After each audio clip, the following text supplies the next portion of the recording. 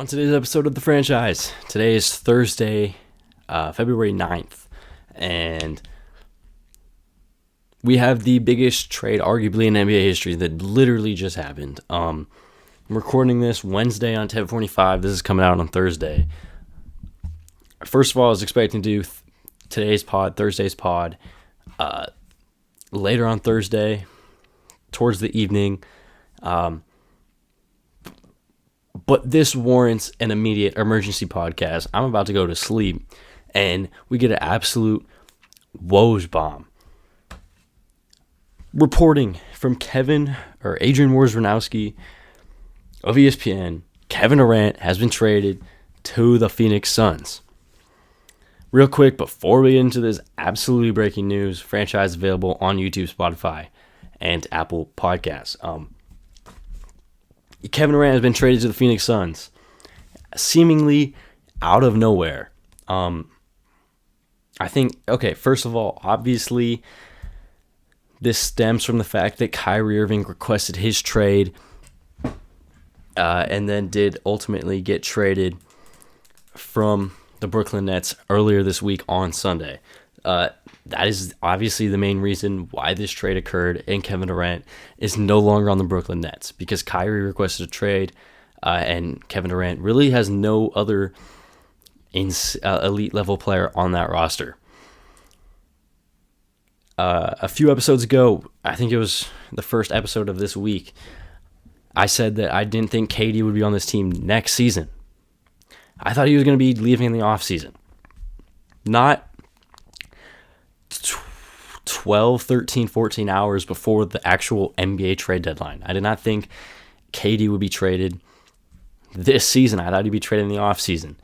I figured Kevin Durant would be on his way out with the Kyrie news. I just didn't think it would happen this fast. It's just absolutely insane. This is arguably the biggest trade in NBA history. You can point to Carmelo, the Kyrie trade. I mean, it's not as big because Kyrie requested that one. Anthony Davis trade, Paul George trade, Chris Paul to the Clippers, or originally to the Lakers, whichever one. I mean, there's been big trades, but Kevin Durant is a top 5 player in the world, top 3 player in the world, MVP candidate this season, All-Star this year, multiple-time All-Star, League MVP, world champion. He's one of the greatest players in the world. And he has just been traded to a new team in the middle of the season. I don't think we've ever seen anything like this. I mean, obviously the James Harden trade too. Can't forget about that.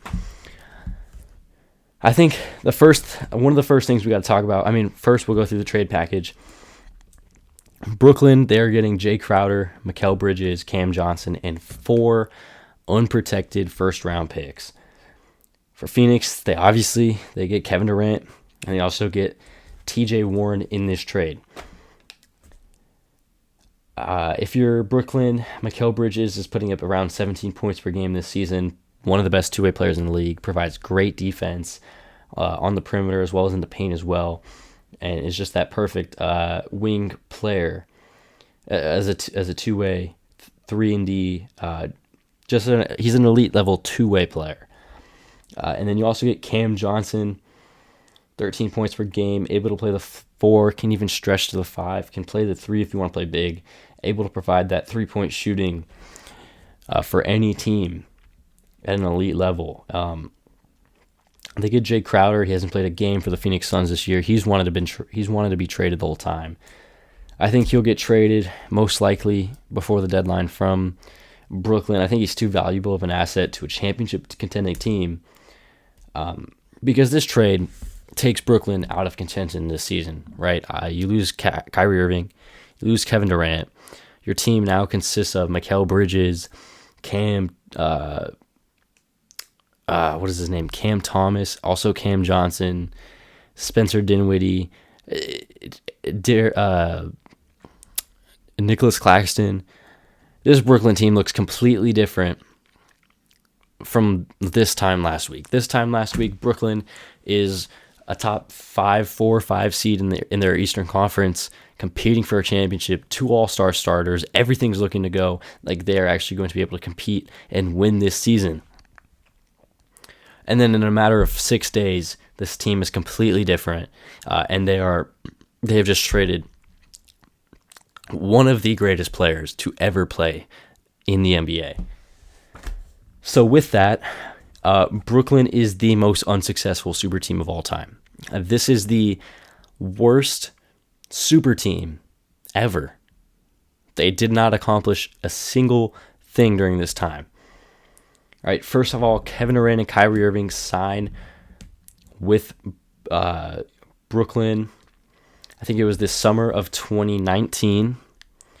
Kevin Durant and Kyrie go to Brooklyn.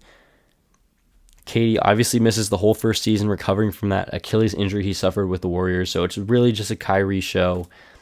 That year, but in that year he only played 20 games. He might have been injured or something in this season. I don't think this was any of his. This was pre-COVID, so it definitely wasn't a COVID issue for Kyrie. The next season, 2020, 2021, Kyrie plays 54 games. Kevin Durant is on the floor for a good amount, recovering from that Achilles injury still. Still a few years removed. And then that's also the season, I believe. It might have been... No, that was not the season. It was the next year. But you had those two, KD and Kyrie, for the first 2 years, and then you go out there and you get James Harden, because James Harden doesn't want to be in Houston anymore. He wants to be on a new team, and his preferred destination is Brooklyn. Team up with KD and Kyrie. First of all, KD and Kyrie only played 74 games together over 4 years. You can count that as 3 because KD missed the full first season. But in 3/4 seasons, KD and Kyrie played 74 games together. There's 82 games in a season. They didn't even play a full season on the floor together. I think James Harden, KD, and Kyrie played a total of 10 games together. This is the worst super team to ever be assembled. Right? You look at their playoff success. The best they ever did was won a playoff series with KD, Harden, and Kyrie, and then take the Bucks to, I think it was a Game 6 or a Game 7 against the Milwaukee Bucks a few seasons ago. That was the best success they ever had. They won one playoff series. They won one playoff series in 4 years, with at one point three of the best 15, 20 players in the league, and then the 2 of the top 20 players in the league. They did absolutely nothing. You look at what they did. They were a super team their entire time. The front office did exactly what KD and Kyrie wanted them to do. First of all, they brought in Steve Nash as their head coach. Kenny Atkinson wasn't getting it done.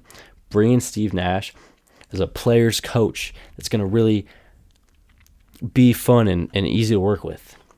They bring in Blake Griffin after a buyout, LaMarcus Aldridge, Seth Curry, Paul Millsap, DeAndre Jordan. They signed because KD and Kyrie wanted them. Nicholas Claxton,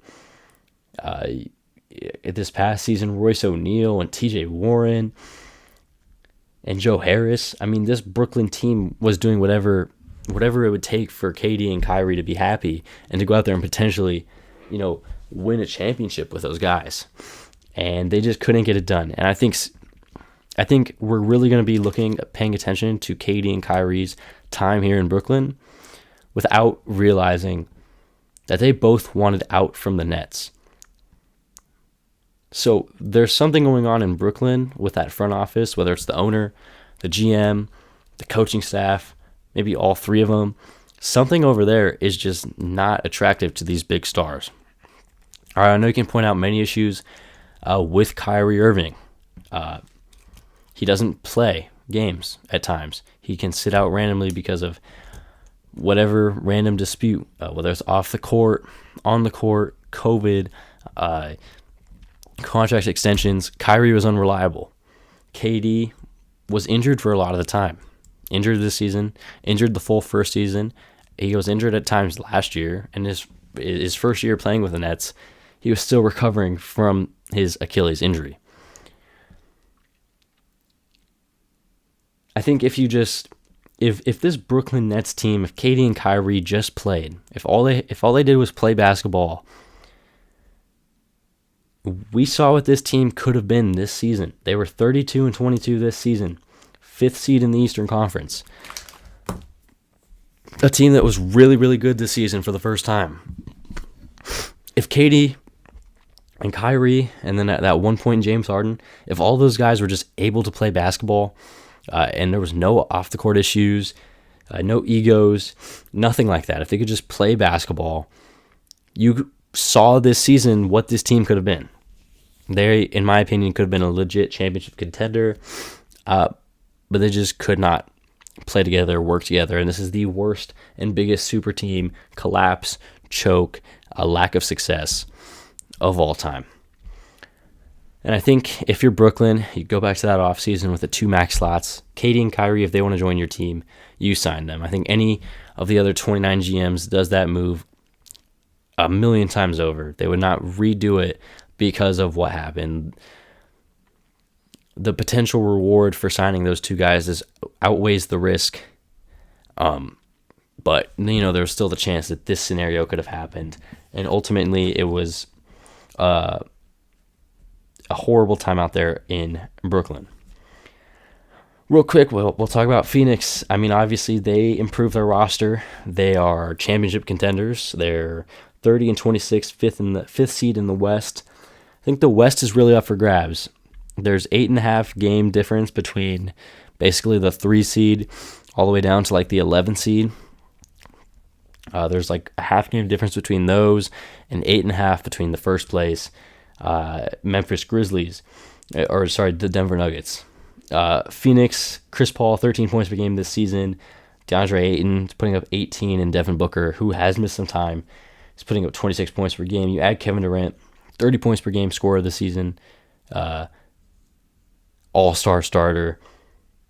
He's drastically going to improve this team, taking them to legit championship contenders for the first time since they went to the finals. And obviously, I think it was last season, they were really, really good too. This team is legit. Monty Williams is a great head coach. This season, they've lacked a lot of chemistry, but I think adding Kevin Durant, one of the top 5 players in the world, uplifts this locker room. And then I think all these guys in there are really going to feel like they have the potential to go out there and win a title this season. So great move for the brand new owner in Phoenix. He's barely been there a week, I believe. He's already acquired Kevin Durant in his ownership career. I guess the best thing for Brooklyn, they do get Mikal Bridges and Cam Johnson, 2 nice role players. It'd be nice if you had a true star to pair those guys with, because they can't lead a championship team. Obviously, they're great role players for that. And then these 4 unprotected first round picks are really the meat of it. You have the potential to get some. I mean, they're going to be Phoenix picks, so I think this season they'll be not that good. Next season probably not as well, but 2 to 4 years down the road, these picks could be pretty valuable. KD and CP3 are both getting older, but great move for Phoenix this season. I think they're championship contenders automatically. We talked about on Wednesday the Russell Westbrook potential trade to the Jazz and the Timberwolves. We're going to give the Lakers D'Angelo Russell on a 3-team deal. That trade actually ended up going through. So the reported one that I talked about of the Lakers getting D'Angelo Russell, Mikal Bridges, and Jared Vanderbilt for Russell Westbrook and a first-round pick, and then the Timberwolves get Mike Conley and a pick, is basically the exact trade. The Lakers, I think they've really improved their roster. You look at Mikal Bridges, able to shoot the three-point ball and play that 2-guard spot, can even play the 3 if you want to stretch him there. Vanderbilt provides great defense with some potential to improve on the offensive side, and then D'Angelo Russell is a better fit alongside LeBron and AD than Russell Westbrook ever was, despite how good Westbrook was playing this season, especially off the bench for the Lakers. So if the Lakers drastically improve, I think they can be a team that will sneak into the playoffs at this point. I mean, they have to start winning games. There's not much time left to lose basketball games, so they need to go out there and need to freaking take care of business and win games if they even want to be in the playing conversation, which they've not been able to do this season. The Timberwolves, Mikal Bridges, Mike Conley, that's a nice pickup. He hasn't been as productive this year as years past, but is still able to get the job done at that point guard spot for Minnesota. we'll see what they are trying to do, because this season's been a failure, but they do have great pieces on that roster. And then for Utah, they get a first-round pick. They get Juan Toscano-Anderson as a bench player. And then Russell Westbrook, odds are he's going to get bought out within the few days after the trade becomes official. And he'll look to join a team that's probably going to go and try and compete. The Clippers, the Heat. There's a good amount of teams out there, especially playoff teams, that can either want him to start at point guard or come off the bench for them next season. So we talked about that trade earlier, and I said it'd be a great move, and then it became official on Wednesday night. But yeah, the big news of Thursday is definitely Kevin Durant being traded to the Suns. This is Thursday's episode, even though I'm recording it on Wednesday night, and who knows what happens the rest of the NBA trade deadline and all of Thursday, but we'll be back on Friday with another episode of the franchise. Kevin Durant is a Phoenix Sun. YouTube, Spotify, Apple Podcasts, where you can find this. Go to the TikTok link, or not the link to that, but the username is in the description of every single episode. Like I said, we'll be back on Friday with another episode of the franchise.